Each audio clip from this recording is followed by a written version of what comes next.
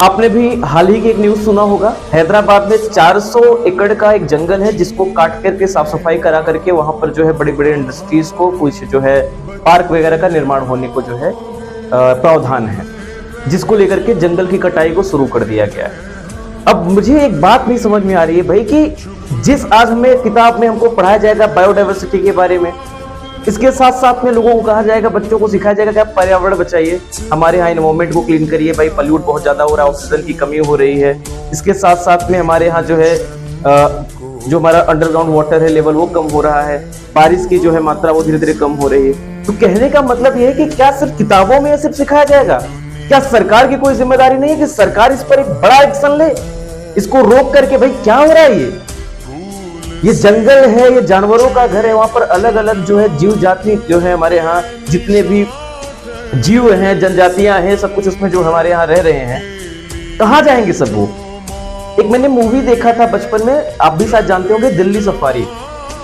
उस मूवी में ये बहुत अच्छी तरीके से शो किया गया था कि अगर एक जानवर को अगर अपने आप को एक्सप्रेस करने का मौका मिले तो जरूर अपनी बातों को रख सकते हैं, लेकिन वो अबोलता है, हमें अगर के अपनी बातों को सामने नहीं रख सकते, वो किस पीड़ा में रह रहे हैं। आज आप लोग का अगर कभी सरकार या फिर किसी कारणवश जो है घर को गिरा करके वहां कुछ और किसी चीज का निर्माण किया जाता है तो आपका मुंह फूल जाएगा, तुरंत आप सरकार के विरोध में हो जाएंगे, पत्थर चलाना शुरू कर देंगे। वो अबोलता जानवर हो, क्या कर सकते हैं आखिर?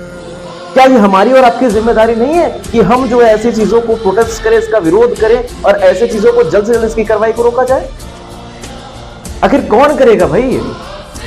और ये नवीनीकरण के नाम पर, ये हमारे यहाँ जो है डेवलपमेंट के नाम पर ये जो छेड़छाड़ किया जा रहा है, जो प्रकृति के साथ जो है ये दुर्व्यवहार किया जा रहा है, मैं कहता हूं कि इसके लिए कोरोना की तरह इससे भी खतरनाक एक वायरस होना चाहिए। और जितने लोग इसमें सम्मिलित हैं, हर कोई व्यक्ति इतना ज्यादा उससे पीड़ित हो जाए कि जिंदगी में कभी पर्यावरण से खिलवाड़ करना, उसे छेड़छाड़ करने की कभी किसी की जरूरत ही ना हो।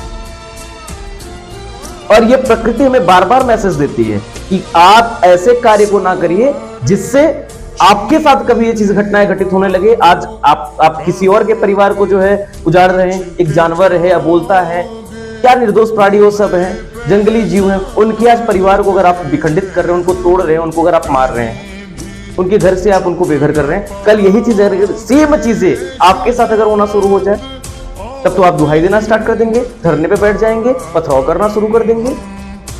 तो सबसे पहले जीव हैं, जानवर हैं, उनका भी उतना ही अधिकार होना चाहिए जितना कि आपका है। और किस बात के बुद्धिजीवी बनते हैं आप? बुद्धिजीवी का मतलब होता है कि आप हर एक जीव के बीच में समानता रखिए, हर जीव पर दया करिए, इसलिए आपको बुद्धिजीवी कहा गया है। बुद्धिजीवी का मतलब ये नहीं होता है कि आप अपने फायदों को देख करके बाकी कोई भी जीव है, जंतु है, कोई जानवर है, उसके साथ आप जो है इस तरीके का खिलवाड़ करें।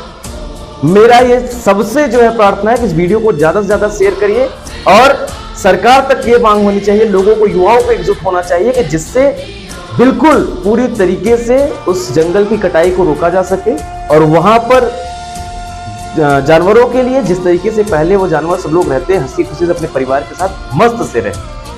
आपको डेवलपमेंट करना है, कुछ ऐसे जो है इलाके को तलाश करिए जो ऐसे खाली पड़े हुए हैं, जो बंजर जमीन पड़े हुए हैं, उस पर जाकर के आप जो डेवलपमेंट करना चाहिए। तो जंगल को काट करके डेवलपमेंट करना है, ये बिल्कुल भी बर्दाश्त योग्य नहीं है। भारत के हर एक युवा को और हर एक प्रांत के, हर एक स्टेट के लोगों को आगे बढ़ना चाहिए, इसका पुरजोर विरोध करना चाहिए। जय हिंद, जय मां भवानी।